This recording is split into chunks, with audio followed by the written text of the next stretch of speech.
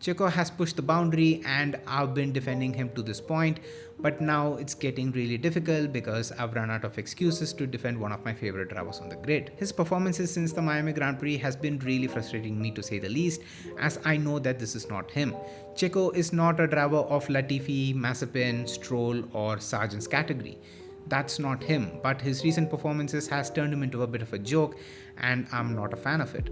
And I'm recording this video right before the British Grand Prix race and after the qualifying session, and his qualifying performance was just awful.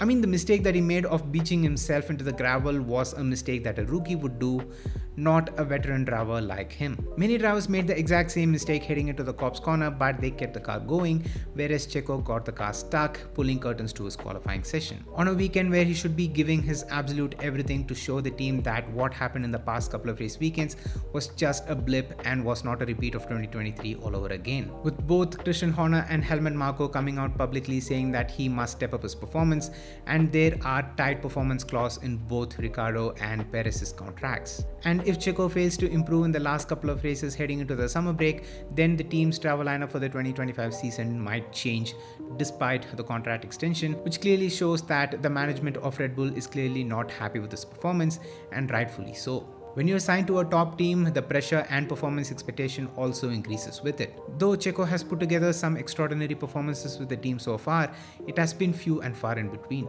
With the grid at the sharp end of the field being super tight now than ever before, Red Bull desperately needs both a car in the mix. While Max is doing a fabulous job at coping up with the situation, Perez is stuck in his own pace, and that has cost the team a handful of points in the Constructors' Championship in the last couple of races, as their competitions has scored more points in meantime. So if Perez continues to dwell in mediocrity, I won't be surprised if the team switches up their driver lineup for 2025 or even for the second half of 2024.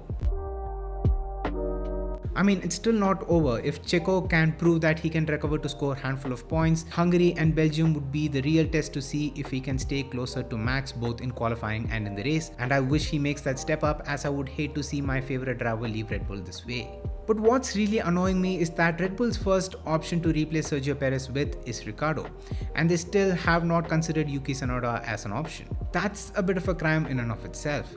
Yes, he can be pretty emotional and vocal on the radio, but what you can't look past is that he has been way more consistent with his performance, and the growth has been progressive over the season compared to Ricciardo. I feel like temperament is something that the team could work on with the driver, but talent should be respected as it has to stem from within the driver naturally.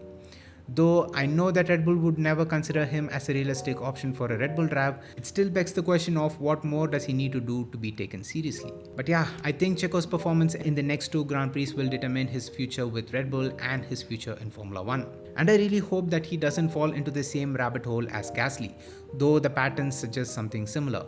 I hope that's not the case, and I really hope that he can pick up his pace from this performance decline to retain his seat with the team at least till the end of the 2025 season. Because all he needs to do is to do exactly what he did at the start of the season, to be closer to Max, to pick up P2, P3 and P4s. That's all that the team expects from him, and as long as he can do that, he can provide justice and stability to stay with the team. But yeah, the pressure is now really on. So yes guys, these are my thoughts and opinion on this whole situation, and if you enjoy watching this video, make sure to hit the like button and let me know down in the comments on what are your thoughts on it. I'm curious to know what is your take on it. So yeah, leave it down in the comments. Subscribe to the Renmaster channel if you haven't already, and also hit that bell icon while you're at it so you get notified when I upload a brand new video.